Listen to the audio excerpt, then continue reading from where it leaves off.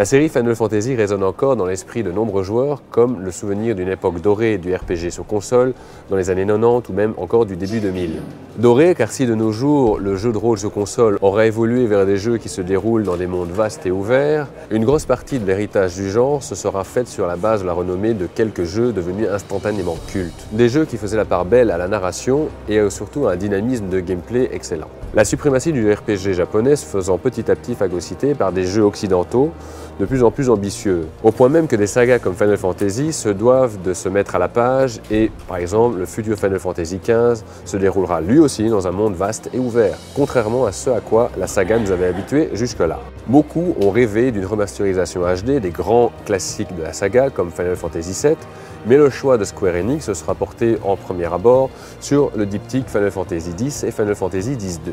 Sortis il y a presque 15 ans sur la PlayStation 2, ils restent tous deux des monuments du genre, particulièrement FF10 qui était un des premiers à posséder un univers tellement riche qu'une suite directe aura été élaborée sur sa base, lançant la mode des Final Fantasy s'étalant sur plusieurs épisodes. Mélangeant des décors précalculés en images de synthèse à de la 3D en temps réel, le jeu nous mettra dans la peau de Tidus, héros malgré lui, qui voyagera dans le monde de Spira après s'être réveillé quelques centaines d'années dans le futur. L'histoire du jeu reste un de ses plus gros points forts, et même après autant d'années, il reste toujours autant plaisant à redécouvrir.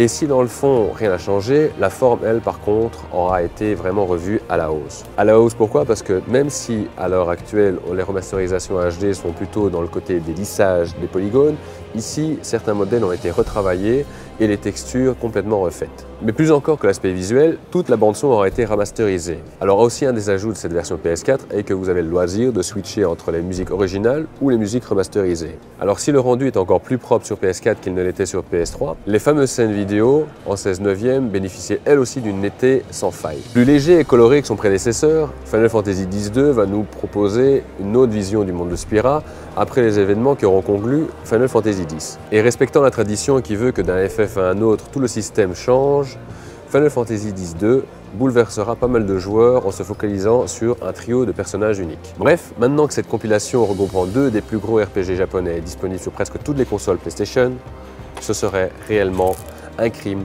de passer à côté. Quant à moi, vous pouvez toujours trouver mes vidéos et mes chroniques sur le blog de MediaMarkt de Braine-l'Alleud.